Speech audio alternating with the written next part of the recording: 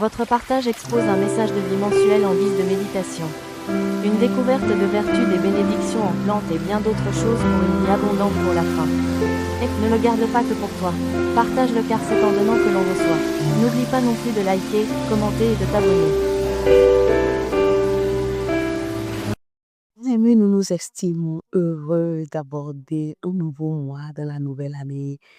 Nous abordons le mois de mars et nous rendons toute la gloire à Dieu pour sa protection, ses soins, pour l'assistanat de son esprit dans le nom de Jésus-Christ. Et le terme que nous abordons pour ce mois de mars s'intitule Les 5 rapports du prophète Élie avec le feu, preuve de la réconciliation de Dieu avec les hommes en Jésus-Christ.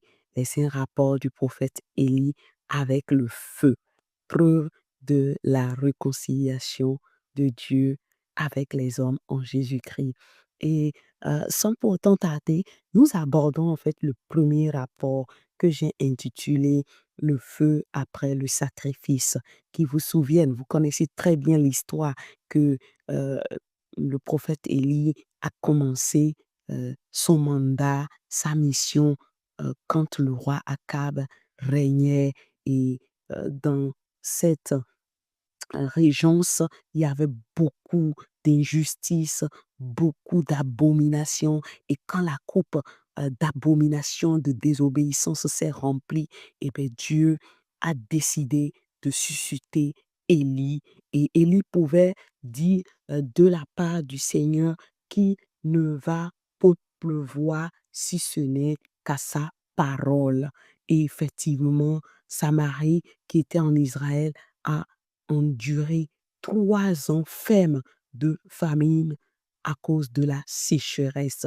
Donc, au bout de 3 ans, eh bien, Dieu donna sa parole encore à Élie pour aller dire à Akab que le Seigneur Dieu va faire pleuvoir.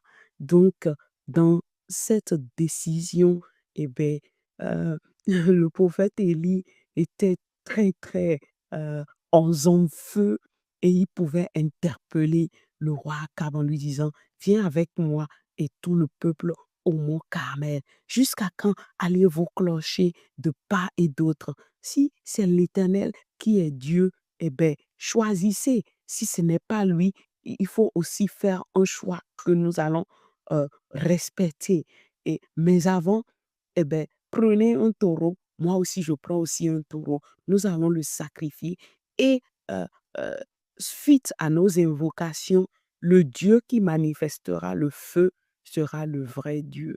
Alors, donc, si vous voulez mieux lire en fait cette histoire pour en comprendre, je vous suggère de commencer par Premier Roi, chapitre 17 jusqu'à 19, même jusqu'à la fin. Vous comprendrez quelque chose. Donc, ils étaient d'accord en fait sur ce deal-là. Et effectivement, comme les prophètes de Baal, d'Astaté, ils étaient tous là, et bien, ils ont pris, il leur a dit, comme vous êtes plus nombreux que nous, enfin, que moi, prenez le premier taureau et démarrez en fait l'essai, on va voir. Et ils se sont mis à implorer leur Dieu qui n'est rien d'autre que le Baal. Et si vous voulez, Baal, en fait, c'est le Dieu de la maison de la femme de Akab. Sa femme s'appelait Jézabel. Et si vous voulez mieux comprendre un peu plus, je me permets de m'arrêter là pour vous donner juste la définition de Élie. Et lui a pour définition, mon Dieu est l'Éternel. Et il est de Tishbit. De Tishbit, ça veut dire pour dire en fait qu'il était en captivité pour Dieu. Voilà. Et sa ville d'origine, c'est Galad. Galad, là, veut dire dur, rugueux, rocher. Donc, vous allez comprendre comment vraiment même ces choses l'ont impacté dans son mandat pour le Seigneur. Et si nous revenons en fait au sacrifice que les prophètes de Baal et d'Astaté avec les gens de la maison d'Akab et qui suivaient ce roi-là, ils ont fait, ben, ils ont invoqué Dieu du matin jusqu'à midi. Aucun feu ni voix n'a été effectif. Et Élisée Élie, pardon, le prophète Élie s'était même permis de se moquer d'eux. Il s'est bien moqué d'eux. Il a dit, ben, peut-être qu'il dort comme il est Dieu, peut-être qu'il est en voyage ou qu'il est préoccupé par quelque chose. Criez fort. Et la Bible dit que selon leur coutume, ils ont crié fort, mais rien de chez rien ne s'est manifesté. Et à un moment donné, à l'heure du sacrifice du soir, le prophète Élie pouvait leur dire, venez maintenant auprès de moi. Moi, je vais faire mon sacrifice. Et avant de faire le sacrifice, il a demandé à ce qu'on fasse en fait un, un trou. Et il a eu soin de mettre les 12 pierres qui représentaient en fait la maison d'Israël, les 12 tribus. Et euh, il a mis le bois et l'offrande là-dessus. Et il a même demandé que l'on verse quatre cruches d'eau à 3 fois sur le sacrifice. Et cela a été fait. Et quand il a invoqué Dieu, le feu est tombé du ciel. Alléluia. Et quand ils ont vu cela, eux tous, ils se sont prosternés. Et comment est-ce que nous pouvons discerner le plan parfait de la réconciliation de Dieu avec les hommes dans cette histoire? Est-ce que vous vous rappelez très bien que Jean-Baptiste, qui est d'ailleurs incarné par l'esprit du prophète Élie, il a dit ceci dans le livre de Luc, dans le livre de Matthieu, pardon, chapitre 3, verset 11. Moi, je vous baptise dans l'eau pour vous amener à la repentance. Mais après moi va venir quelqu'un dont je ne suis pas digne de dénouer les souliers. Lui, il vous baptisera dans le Saint-Esprit et dans le feu. Et les 4 cruches, en fait, représentaient les 4 points cardinaux. Les hommes, l'eau dedans, c'est la vie, que ça symbolise. La vie des gens dans le 4 points cardinaux de la terre pour être sauvé, pour être agréable à Dieu, il doit passer par les eaux du baptême et, en fait, être baptisé du feu.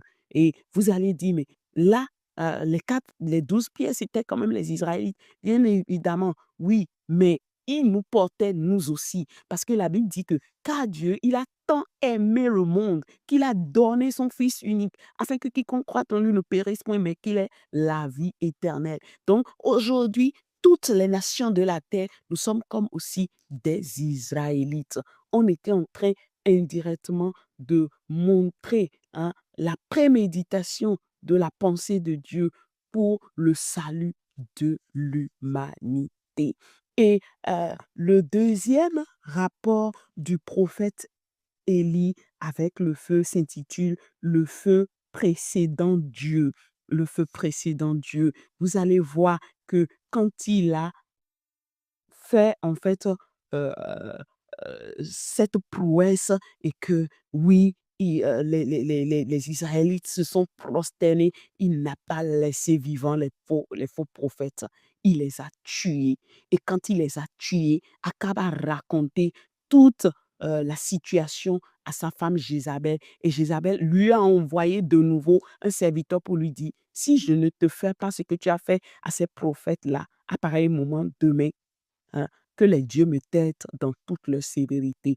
Donc, le prophète Élie l'ayant appris, il a pris la clé des champs, il s'est enfoui dans le désert. À un moment donné, il s'est arrêté sous un genêt et il a dit, oh Dieu, je ne suis pas mieux que mes ancêtres, prends-moi, prends-moi. Et on sait comment Dieu lui a envoyé un ange pour lui donner à manger et à boire de 2 fois, pour lui dire, tu dois marcher encore 40 jours et 40 nuits pour aller à la rencontre de Dieu. Et on sait que quand il est allé sur cette montagne-là, le mont Horeb, pour rencontrer Dieu, il y a eu en fait des manifestations qui ont précédé Dieu. Il y a d'abord eu en fait un vent violent, l'ouragan, un tremblement de terre et Dieu n'était pas non plus dedans. Et après, un feu et Dieu n'était pas non plus dans le feu. Mais c'est le feu là qui a juste qui est la dernière manifestation qui a précédé Dieu. Et on voit, et ça confirme en fait le feu dont nous sommes baptisés pour rester dans la présence de Dieu, pour être zélés. Qui vous souviennent, il y a d'ailleurs ce chant qui montre dans mon cœur, je n'étais rien, je n'avais rien, mais il m'a lavé avec son sang. Je ne peux pas me taire, je ne peux pas ignorer tout ce qu'il a fait pour moi, car il y a un feu qui brûle en moi pour Dieu. Je ne peux l'ignorer, ce feu qui brûle en moi pour Dieu.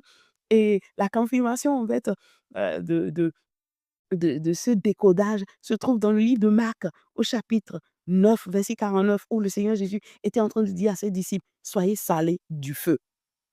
Donc, sans le sel et le feu, eh ben, nous ne sommes pas agréables à Dieu en dépit de notre conversion.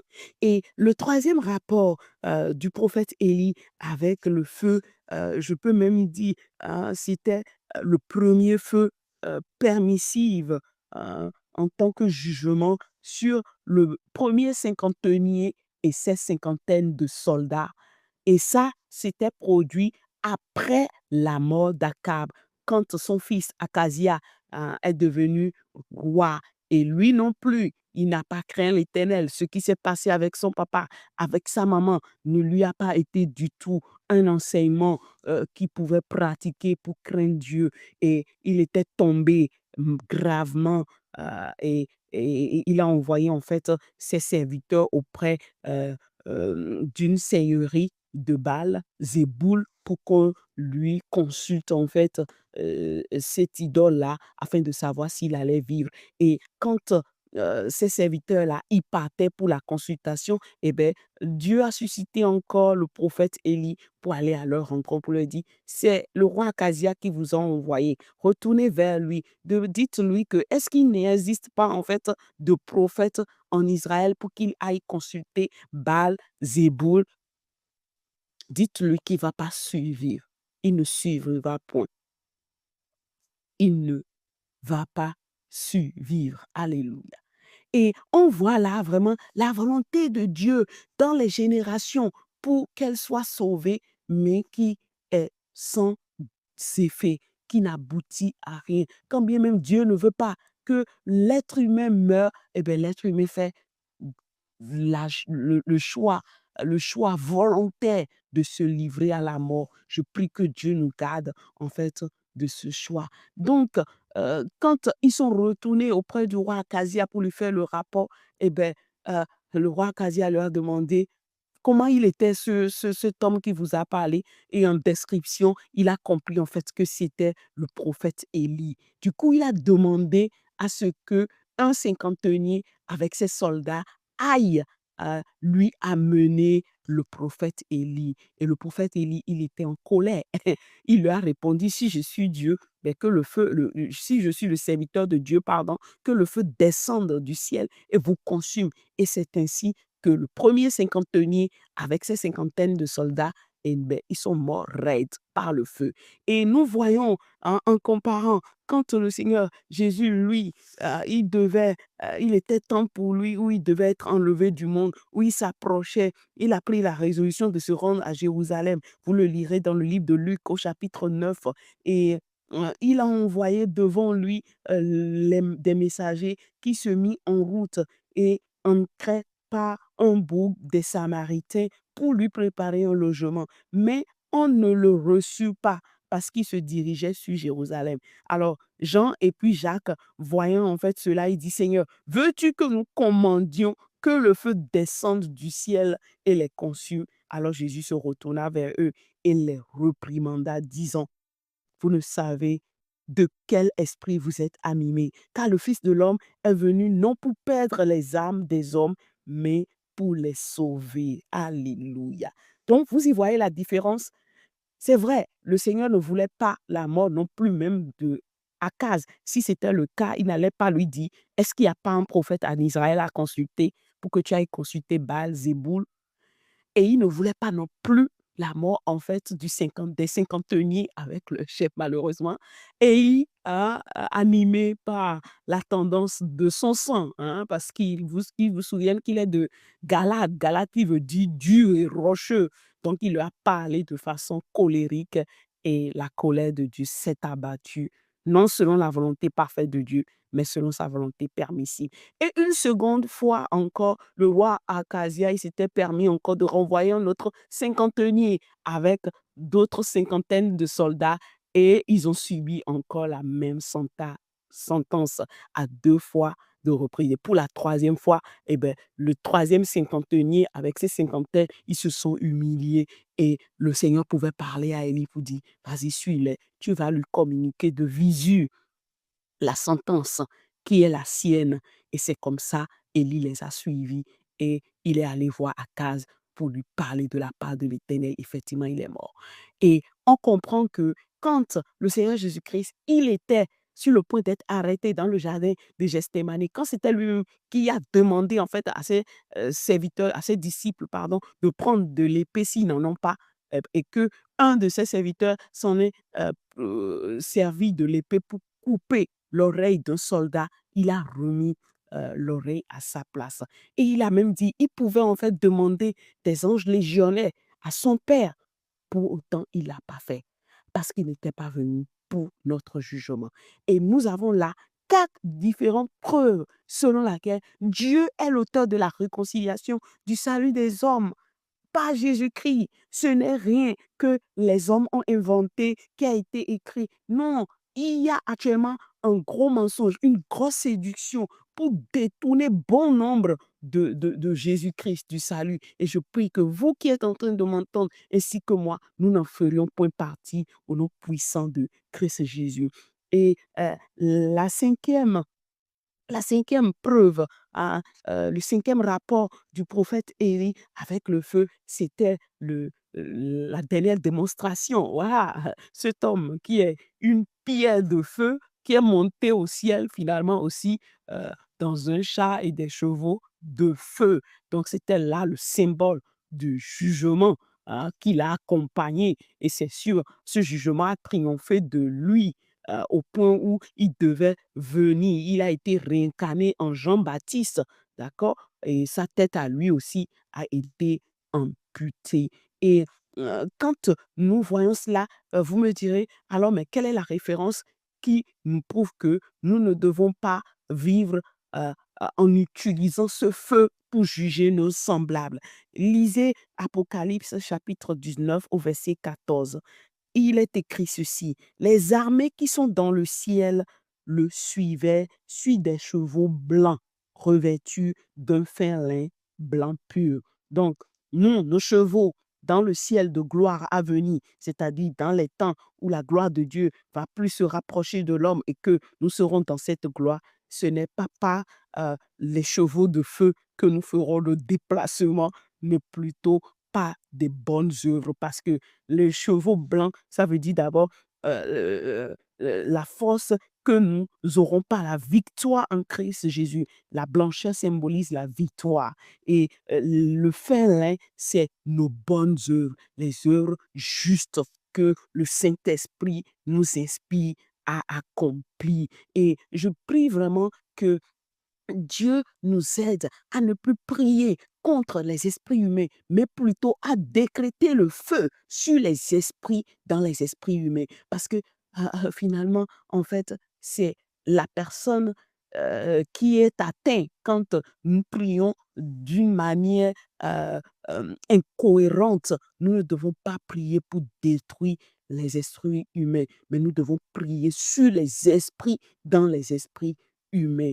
Et sur ce point, je vais m'arrêter là et je vais prier. Seigneur, dans le nom puissant de Christ Jésus, nous venons de découvrir la preuve encore sur les saints rapports du prophète Élie avec le feu qui prouve que ta réconciliation avec les hommes était préméditée. Tu avais dans ta pensée que tu ne seras pas tout le temps sous le dos de l'homme pour le juger, pour le détruire. Non, mais à un moment donné, tu enverras le salut en Jésus-Christ afin que quiconque croit en lui ne soit pas en destruction, en condamnation, mais non plus en perdition, mais soit sauvé. Et nous le voyons. Et je prie, Papa, dans le nom de Jésus, alors qu'il y a beaucoup de séduction actuellement, là où tu es en train de visiter l'Afrique, où l'ennemi s'est levé pour détourner le cœur de beaucoup d'Africains de toi. Je prie que tu gardes ton peuple. Garde-nous dans le nom puissant de Jésus. Garde-nous de toute forme de choix, de toute forme de décision qui nous mènerait à la perdition dans le nom puissant de Christ Jésus. Oh oui, Seigneur, ceux qui ne sont pas en Jésus-Christ, il est dit, il est réservé à l'homme de mourir une seule fois, puis après vient le jugement. Et ça, c'est pour ceux qui ne sont point en Jésus-Christ. Je prie dans le nom de Jésus-Christ que tu nous gardes, Seigneur, de nous détourner de toi pour devenir homme, alors que tu nous appelles à être tes enfants, à être ton peuple, à être ceux que tu as choisis. Garde-nous en toi. Préserve-nous des ruses. Préserve-nous des séductions dans le nom puissant de Jésus-Christ. Seigneur, celui qui entendrait, Seigneur, je prie que tu te serves, Seigneur, de cette comparaison à la lumière de ta parole pour instruire quelqu'un qui ne te connaît pas encore, afin qu'il soit convaincu, Seigneur, du péché, de la justice et du jugement, Seigneur, afin d'être sauvé pour ne pas être passible de ta condamnation. Merci, Seigneur, parce que tu vas le faire. Je prie, Seigneur, pour ceux qui sont séduits,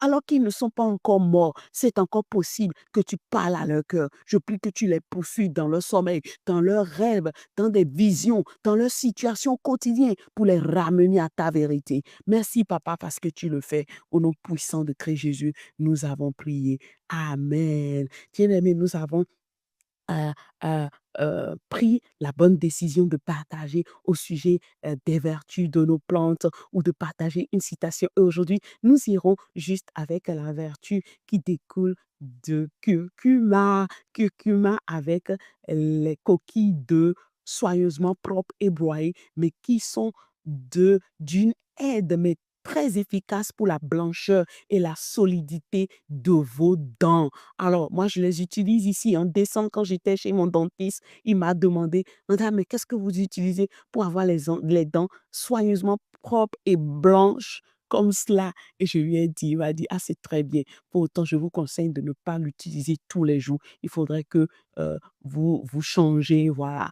Et il m'a donné une pâte dentifrice que je pouvais aussi alterner avec cela. Donc, comme vous les voyez en image, quand vous mélangez la peau de curcuma avec des coquilles d'œufs soigneusement propres et même que vous avez fait passer préalablement au four pour tuer les petites bactéries, que vous les mélangez ensemble, ben, le nettoyage pardon, de votre bouche serait mais nickel. Non seulement vous blanchissez vos dents avec, mais aussi ça tue les bactéries buccales. Voilà. Je vous passe en fait cette vertu, cette astuce-là. Je l'utilise. Je ne vais pas partager avec vous ici quelque chose que je n'ai pas moi-même expérimenté ou que quelqu'un de proche n'a point expérimenté sans résultat probant. Sur ce, ben, recevez mes salutations. Recevez tout autant les salutations de notre Seigneur Jésus-Christ. Je prie pour vous que la sécurité de Dieu soit abondante sur vous et moi, que le sang de Jésus nous couvre dans nos déplacements et que toute âme que l'ennemi vous a forgée contre nous d'une manière ou d'une autre soit nulle et sans effet dans le puissant nom de Christ Jésus. Demeurez pleinement bénis dans un autre moment pour notre partage mensuel. Au revoir.